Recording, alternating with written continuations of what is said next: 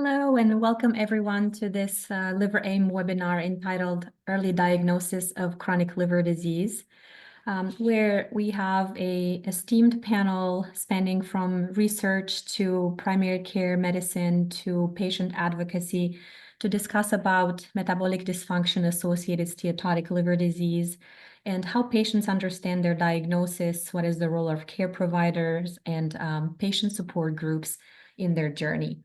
My name is Dr. Alina Allen. I am a hepatologist and clinical researcher from Mayo Clinic in Rochester, Minnesota, United States. And I am joined by several friends and colleagues whom I will introduce shortly. I'd like to hear in a couple of minutes what your role is in this disease. So welcome to hear your expertise and experience. So I will start with Mark Duman. Mark, please introduce yourself. Yeah, thank you very much indeed. So I'm a patient with MASLD. I'm used to NAFLD, and I know we've thankfully been involved in a name change. Again, I have to be careful, but as a Scotsman, I used to like stressing the fact that it was non-alcoholic fatty liver disease, and I know we will touch on stigma and other things later. I've also practiced as a pharmacist, and despite the Scottish accent, I live in Manchester in the north of England, and I'm very much into the idea of really enabling patients through good quality education, information and support to take a bigger role in the management of their conditions and often their comorbid conditions, and really look at information as a therapy. How do we tailor information to provide that to patients? My background has been 30 plus years in healthcare. I've mentioned that I trained as a pharmacist originally, so I've got perhaps an unfair slight clinical advantage in this. I've done a lot of public health campaigns working with the BBC, set up the Patient Information Forum in the UK back in 1997 to reinforce the idea of information as a therapy, and very much look forward to contributing to today. A little bit of a patient perspective and learning from my esteemed colleagues and encouraging people to ask questions in the chat, and if appropriate, I'll share some resources there as well. But I appreciate the invitation and very much looking forward. Thank you. Thank you, Mark. We will appreciate your well-rounded experience and expertise as well. Next, I'd like to introduce Dr. Helen Jarvis. Helen. Thanks, Lena. Hello, everyone. My name is Helen Jarvis. I am a primary care practitioner or GP practicing in the northeast of England in Northumberland, the furthest north county in England, Nearly in Scotland. And I'm also an academic working at Newcastle University, and I've just completed a PhD looking at pathways of care for patients with liver disease in primary care and how we can improve care and management of patients in the primary care setting. So I have particular interest in how we can improve pathways of care and improve the patient experience, and also the education and awareness of MASLD and other liver disease in the primary care setting. So thanks very much for inviting me and having me on the panel today. Great. Thank you, Dr. Jarvis. Next, we have Rogerio Ribeiro. Please introduce yourself. Hi. First of all, thank you for the invitation. So I'm a biologist with a PhD in human physiology from Lisbon, Portugal. I work in the Portuguese Diabetes Association, which is not only an association, but also an healthcare provider and also a research unit. So I'm dedicated to research in the diabetes field, and I've been involved for several years in looking at MASLD, both in type 2 but also in type 1 diabetes patients, and more dedicated to refining the referrals and the screening pathways that bring the two conditions together. Great. Thank you, everyone. It's going to be a very interesting discussion, simply because there's so much varied expertise, and I'm really looking forward to hearing different points of view to this theme. So maybe we'll start by reminding everyone about the name change. As Mark mentioned at the beginning, we used to call this non-alcoholic fatty liver disease, or NAFLD, and a couple of years ago almost, we changed the name to metabolic dysfunction associated steatotic liver disease. mainly to recognize the fact that the metabolic risk factors play a big role into this disease. Also to distinguish the fact that there is a role of alcohol in those who are named as MET-ALD as a combination of risk factors. So there's a lot of focus and a lot of work in this field. And I think as we move forward to first amplifying this awareness of the name change among the providers, but also public. There are also significant efforts to diagnose patients and case find or risk stratify. And I think there's a lot to learn in that process, because I think up until recently, we have really focused on identifying those with advanced disease, stage 3 to 4 scar tissue. And I think the question of do patients care of identifying this disease earlier has been sort of not under focus. And I think we will start to see more in this field. And I certainly learned a lot from a recent study we did in our region here in Minnesota, where we surveyed adults from the general population whom we screened blindly for this disease to simply ask, did it help that you learned about the liver excess fat earlier, even before there was any scar? And of course, there are multiple nuances to screening and patient identification, because screening can also induce harm. And there could be the possibility that people may not want to know if they don't have advanced disease. And what we learned from this study was very enlightening. We learned that the majority of people, 98%, appreciated learning that they have excess fat in the liver, even though they don't have scar.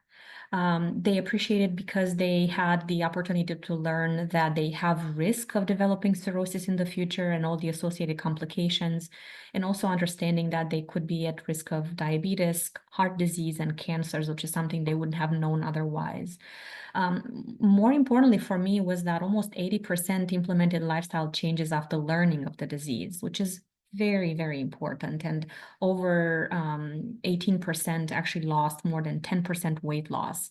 That is big. I was pleasantly surprised about that. And not to dismiss the negatives, and that's something we can also discuss, is that yes, there was some anxiety associated with the diagnosis. There was some stigma associated with this diagnosis, about 14% of them.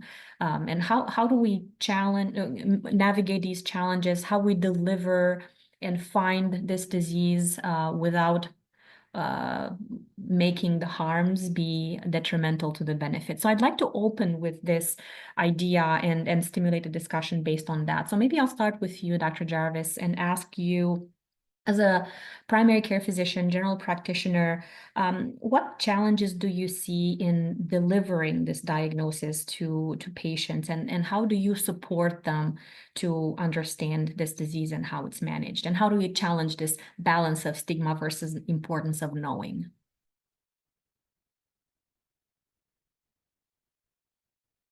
You're on mute, Helen. Sorry. Thanks, Alina, and very interesting to hear about the study you carried out and the findings. And I think it fits quite well with what we face in primary care in terms of the challenges in diagnosis. The first big challenge is that we've got a very high prevalence of patients, people in the general population who will have fat on the liver, so-called steatosis of the liver, up to global prevalence figures of sort of 30% of the adult population perhaps having liver steatosis. And so delivering a diagnosis or calling that a disease in that percentage of the population obviously comes with some challenges in terms of, like you mentioned, possibly sort of overdiagnosing people who may not go on to develop any liver problems as a result of that fat on the liver. So one thing that we kind of grapple with in primary care is that distinction between kind of disease and knowing your health status. And certainly knowing a kind of health status with regards to liver, a bit like knowing what your cardiovascular risk is, or your kidney risk is, or your diabetes risk is, it is a sort of slightly different conversation to talking about having a disease. And I think that the research you've done, and we've done some research in the UK asking patients around their sort of preferences for care in MASLD, it came across loud and clear that people want to know early. It doesn't necessarily mean that they feel that they've got a disease, but they want to know what's going on with their liver, what the status of their liver is, what the health of their liver is, and what they might be able to do to help improve the health of the liver and reduce those outcomes, whether they be outcomes related to cirrhosis or cardiovascular outcomes or other broader health outcomes related to having fat on the liver. So the idea of kind of not telling patients or there being a kind of overdiagnosis or over-diseasing of something, I think can be kind of balanced against the fact that you know, we can talk about liver health status and in that way and give people the opportunity to make changes to their lives to prevent them getting what they may then consider a disease later on. The other challenge that we have is most patients who have steatosis of the liver will be asymptomatic, particularly at the early stages and even at sort of moderate or late stages. So unless we want to just have a sort of potluck approach where this is picked up as a result of blood tests for other reasons or scans for other reasons, if we're going to inform patients and have discussions about their liver health, we need to have a sort of proactive approach. And that is a challenge because that involves a care pathway, it involves availability of tests, non-invasive tests, availability of scans, and these need to be embedded into health systems to make sure that there's equality of access to that diagnosis and discussion. And I think we'll talk about this a bit later on, but you know, generally those that are most at risk of the worst outcomes with liver disease are probably, you know, the most disenfranchised in society in terms of coming forward themselves and saying, I want to find out what my liver health is and what my liver risks are. So the challenge we face in primary care is we have to have a sort of standardized way to know who the people are who are most at risk, and the tests and the availability to be able to diagnose. And what comes with that is also the need for primary care practitioners to be educated and aware of this as part of metabolic dysfunction and as something they need to bring into their holistic long-term condition management of multiple metabolic comorbidity. So I think those are the two main challenges, is kind of that health versus disease and delivering that diagnosis in a large percentage of the population, and also the sort of asymptomatic nature and the need for that sort of proactive approach and embedded knowledge. Great, yes. Big challenges. And I'd like to hear from Mark, from your patient experience and your perspective, understanding all these negatives and positive consequences and this balance. What would you say would be the opportunities to improve on how we identify patients, how we explain the disease to patients? This concept that Dr. Jarvis mentioned, health versus disease, how can we do better at explaining the tests? What's your perspective there? So I think it's about taking a non-medical model. You know, we're very good at talking about, you know, fatty liver and HbA1c and LDL and you know, all these different medical parameters. But I'm not sure, you know, it will speak to some patients, but I'm not sure it speaks to all patients. And I think we need to think about health literacy in a language that speaks to everybody. And for that to happen, we need to understand what's going through people's heads. What's the matter? We talk about what's the matter with them as opposed to what matters to them. And so what matters to me is not necessarily my liver health, or my diabetic issues, but is actually being at my 12-year-old daughter's wedding in 10 years' time. So if you then speak to me about, well, there's complications, and if you continue to live this way, you know, you may lose your eyes, you may lose your kidneys, you may have, you know, increased fibrosis. I'm thinking, okay, now that's beginning to talk to me. I think other terms, you know, there's work that has been done. There's things like the heart age and diabetes age. If you say to me, Mark, you're 56, I say, thanks very much. I know I look only 40. But if you say to me, but your liver is 73, or your pancreas is 82, all of a sudden I think, okay, hold on a minute. That talks to me personally, and maybe to other patients, a lot more than the parameters that we seem to use in a medical model. So I think it's going back to, what is a patient's illness perception? What is their belief about medicines? What's their health literacy, their digital literacy, and what's their degree of motivation? And all of these are measurable. but it's more in the social, personal quality of life than in the medical model. And if we could, in general practice in the UK and primary care practice, begin to look at those parameters of how to personalise information and communicate with patients as important as the medical parameters, I think we'd begin to understand how we could personalise information for patients. I think, as Nelson Mandela said, it's educate, educate, educate. And I still feel that information for patients is a nice to have, whereas medtech and medicines are a must have. And I think if we really began to see the seriousness of information education at schools and introducing health literacy into something that was, in inverted commas, mandated, we might have more prevention, we might have more self-care, and we might have more self-management. And I really go back to the slightly cliched phrase that the biggest untapped resource in healthcare are patients and citizens. So very much open to screening, but I think we need to change it. Even the word screening is somewhat off-putting. Hello, would you like to be screened? No, thanks very much. That doesn't sound very pleasant. I mean, I remember, just to conclude, when my own liver issues came up, I had a consultant say to me, I'm going to palpate your liver. Now, thankfully, I knew what that meant, but even that terminology, what does that mean? He's going to put his finger somewhere, his hand somewhere? What does palpate mean? So even in those general terms, we're not very good at sort of explaining stuff and what that means. And I have a whole story about hepatologists versus gastroenterologists, which may come up later. But I think our language has to be what matters to you, not what the matter is with you. And I really think that's a training requirement that I'm not sure we're quite doing enough of in medicine and beyond.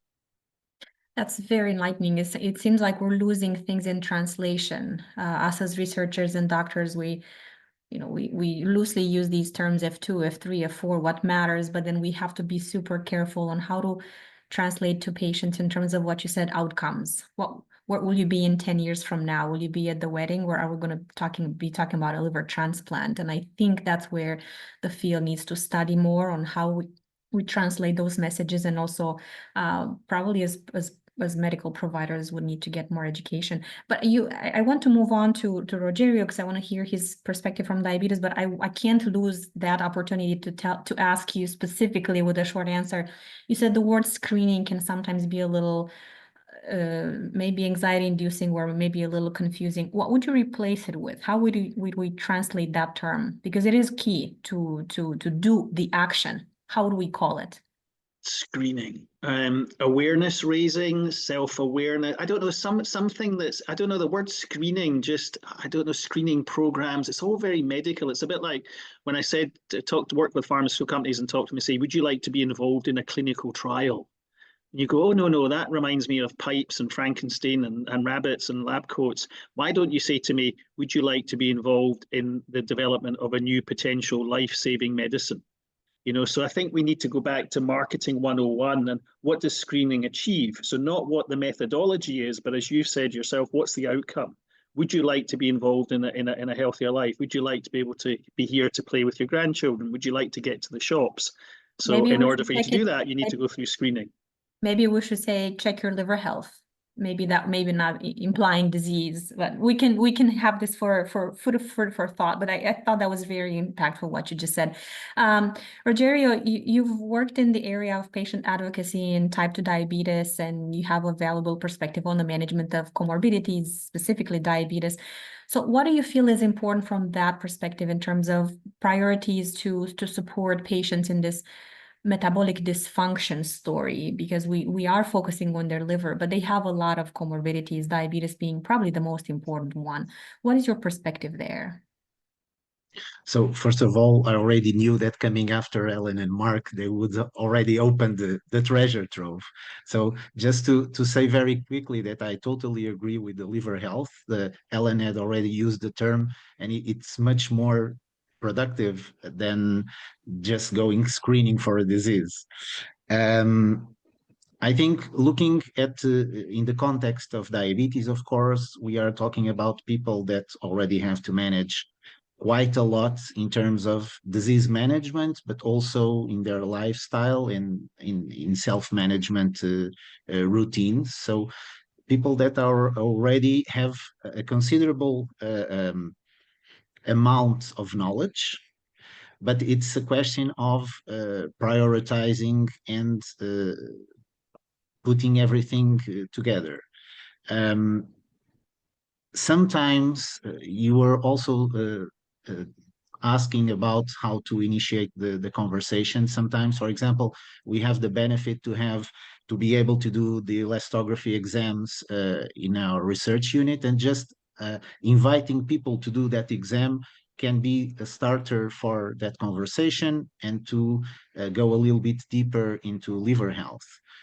Because from the studies that we have done, the awareness in people with diabetes of liver health is quite low. Not only understanding the liver function and the way it can be impacted, because for most people, a problem in the liver comes mainly from alcohol. And so usually when we address people on this, people always take care into answering that, no, but I don't drink, so this topic is not for me. Even the relationship between diabetes, glucose control, other aspects of diabetes, the awareness is very, very low, how one condition can impact the other. And also, even you were talking about lifestyle changes, the impact that they can have in hepatic steatosis, even that the awareness of people already with, I have to say again, a quite high level of knowledge in terms of even in physiology related to diabetes, but the relationship between both is very low. I think that the only concept that people can easily grasp usually is fatty liver. So when we are, again, when we are talking about changing the names, then we are increasing our own work weight to make people aware and understand exactly the kind of phenomena we are trying to impair. Can And I then ask you a also, specific question, Rogerio? yes, Sorry to go ahead. interrupt, but you said that people with diabetes are not really knowledgeable of a liver complication. Are they knowledgeable of another specific organ? Like, do people with in the communities are aware of eye, kidney disease? Do they speak about that and it's given? I think Or there's room in all the complications? what you said, it's true. So people are very aware of the eye. So the traditional, let's call it like that, complications, the eye, the heart, the feet, but not that much. Now they start to, because there's a lot of talk about dementia and the relationship with diabetes. So people start to look at the brain, but not at all at the liver. And that's also an explanation of the last thing I was going to share, which is even when people get the diagnosis, they don't value the monitoring and follow-up for the liver. And so they tend to let it fall within everything else that's like Mark was saying, the A1C and the weight and the lipid profiles. And so this becomes much more dominating in their preoccupations. Great. Yeah, we know we have really good comments in the chat as well from Jose with checking your liver health is much better than screening. So kind of going in the same vein, and Paul Brennan focusing on screening for cancer is not similar to screening for liver disease. So there's so many nuances there. This is fascinating on how we can approach this work and how to translate the messages. So thank you, Rogerio. I'd like to focus a little bit on the stigma. We touched a little bit on it, but let's speak a bit more, maybe from the patient perspective, from Dr. Jarvis' perspective. I want to hear yours as well. What can we do to address these barriers? What would be the maybe top 3 things we can do either in research or in our conversations with patients to change the stigma related to MASLD? Maybe I'll start with Dr. Jarvis, and then Mark or Rogerio also fill in, please. Thanks. Yeah, I think this is it's a really difficult question, but I think part of it goes back to what we've already talked about in terms of sort of normalizing, in that, you know, Rogerio talked about the fact that the liver isn't really, there's the lack of awareness around the liver when in diabetic patients, when they're considering all of their comorbidities and complications. And part of that, I think, is that it's not given that awareness and priority by the healthcare provider. So whether that's the primary care provider or the endocrinologist with diabetes. So they sort of either don't feel it's important because it's not been mentioned to them or hasn't been brought up.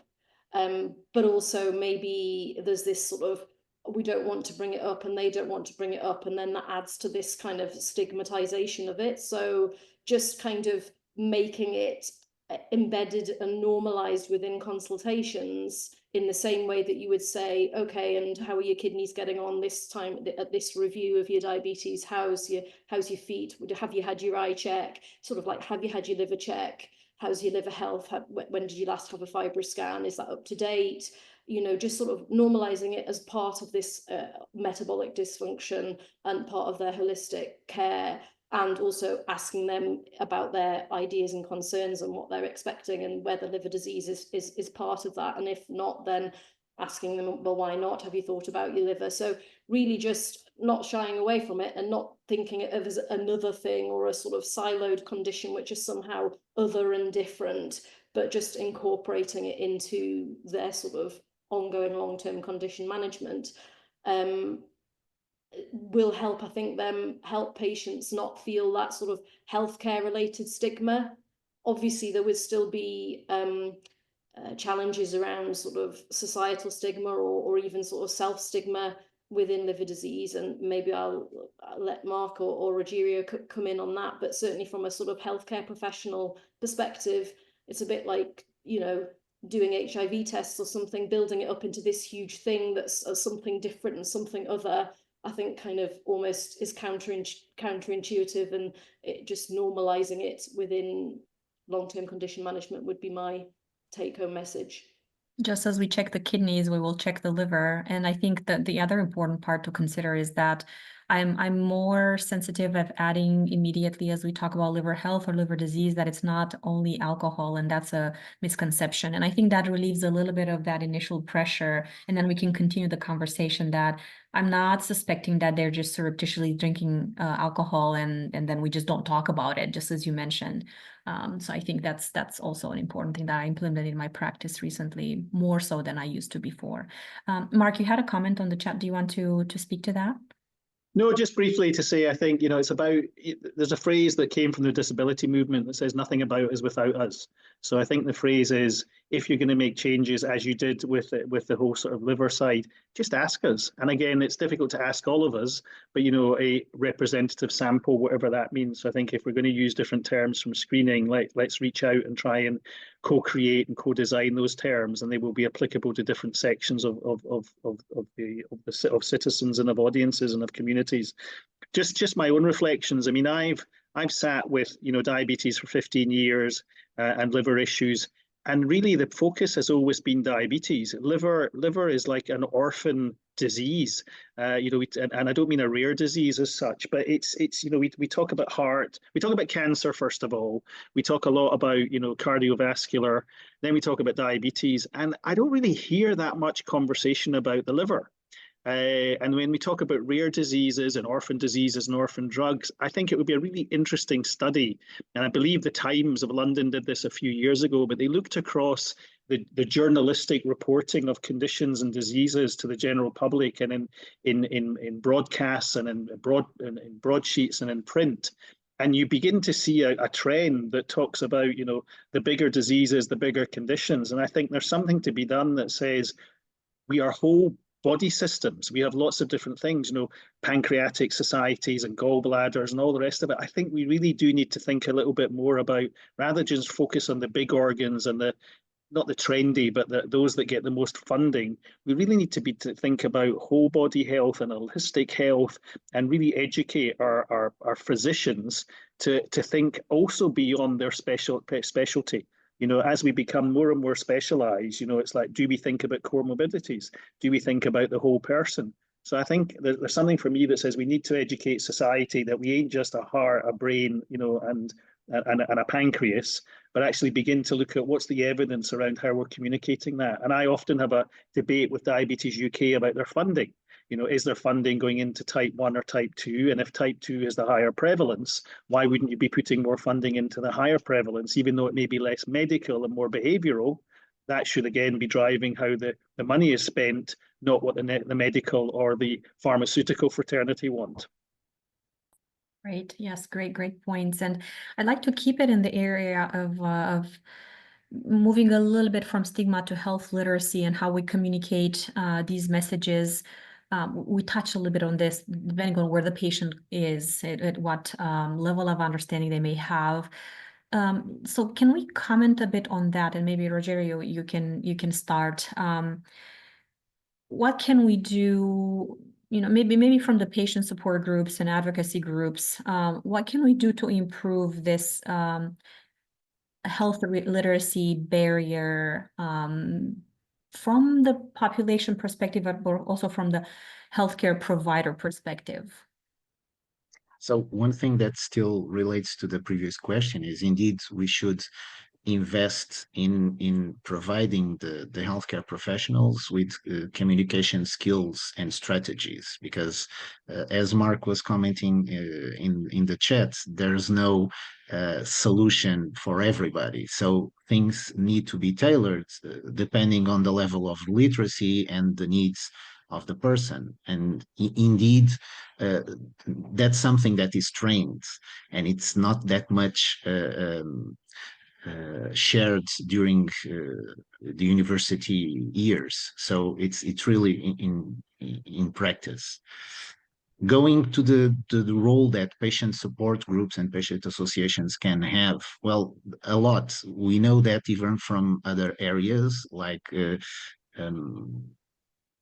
pharmacological treatments, we know that people that are informed by patient associations are not only more knowledgeable but more involved, more engaged in these processes, and so it's sources of reliable information. It's ways to educate that involve more and give more hands-on experience, and also something, a word that was also mentioned today, the question of motivation. So providing the motivation then to fit this into a person's life. Helen, I want to hear your perspective from a busy general practitioner with the well-known time constraints in which you have to address not only their liver diabetes, but also, migraine and all the things. How do you, in your clinical practice, balance all this and understand or evaluate their health literacy, especially in the context of a new patient, which you have not had the opportunity to have this rapport before? What are your tricks? Well, I mean, going back to some of the points that Mark and Rogerio made around communication and sort of personalized communication and asking patients what they want, is that I'm pleased to say that actually in the sort of general practice and primary care curriculum, there's been a kind of shift and a gradual increase in the kind of training and teaching on communication skills and on consultation skills for this sort of short period of time that you have with the patient to try and get the most out of that consultation for them. And part of that is around kind of front loading the consultation with asking the patient what their ideas are, what their concerns are, what they're expecting from the consultation, and trying to then have a kind of shared decision-making consultation, bringing in what their concerns are as well as what your concerns are as a clinician, with potentially some results or some other information that you've got available. So there is that kind of shift in the dynamic of that consultation.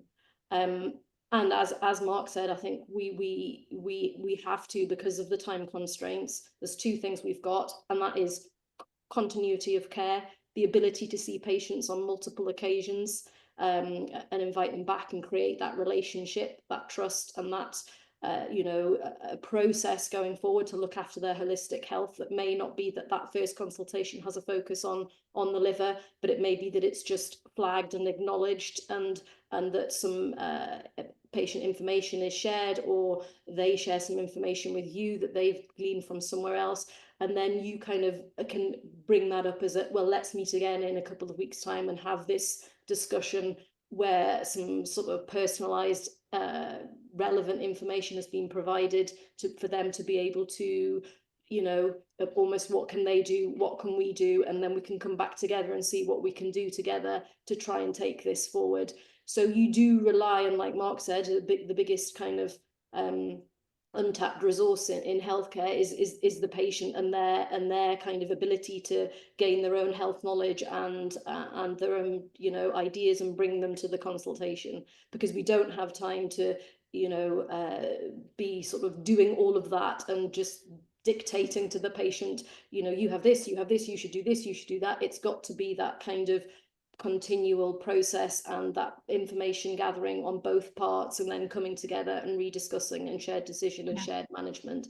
So I think that's how we managed to do it in that very short time. But there's certainly the need still for further training in primary care, particularly around the kind of motivational interviewing and brief intervention, effective interventions within the time constraints that we've got.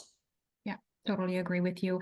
Well, believe it or not, we're almost at the end. This was a very fast and very fruitful discussion. I'd like to end with a quick 1-minute response in a wrap-up way, where we have a very hard question posed to you. If you could have a magic wand, how would you improve the patient experience in receiving a diagnosis for MASLD? So 1 minute each, please. Let's start with Mark. Wow. So I'm going to make it broader, because I think it's not about organ specific. I think it's about behavior change and system change. And I think for me, how do we incentivize healthy behavior? So it's a healthy liver, it's a healthy heart, it's a healthy brain. So how do we think about incentivizing an awareness of healthy behaviors? I think secondly, how do we better enable community pharmacy as an opportunity for people to literally walk in off the high street and go and speak to somebody who knows a little bit about medicines and hopefully may indeed specialize. I know that there's some work being going on in the UK and some other European countries helping community pharmacists become more expert in oncology. That could equally be applicable in liver health, again, if there's issues about screening and awareness. And thirdly, education. Could we, in the same way that we're good at prescribing medicines and you know, fiber scans, could we prescribe information, and could we tailor that to the individuals? It's not a nice to have, and it's not just the job of the patient groups. It has to be integrated into healthcare system delivery. Great, thank you, Mark. Rogério? Well, I would say that that magic wand would need to be, for each diagnosis, one meaningful conversation, so that the priorities are established together and are respected, but also that the person with the condition is able to understand how that impacts what they already done. And of course, I'm thinking about people already with diabetes.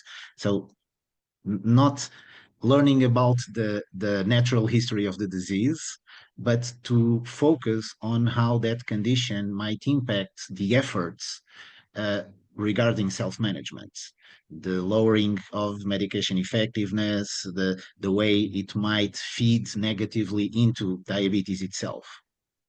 Right.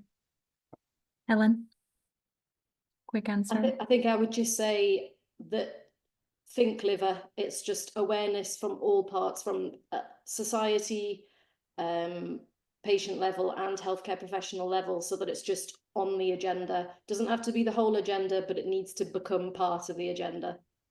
Great. Thank you all, and thank you for the participation in the active chat. I saw a lot of friendly names there, so hi to all. I'd like to thank you for participating in this dynamic and fascinating conversation, and there's definitely a lot more work to do. I think we have a few ideas just from this conversation alone. We want to remind you to follow the LIVERAIM LinkedIn page and the website as they release news and updates on the large project that they are undertaking and the progress there. So thank you again, everybody, and have a good rest of your day.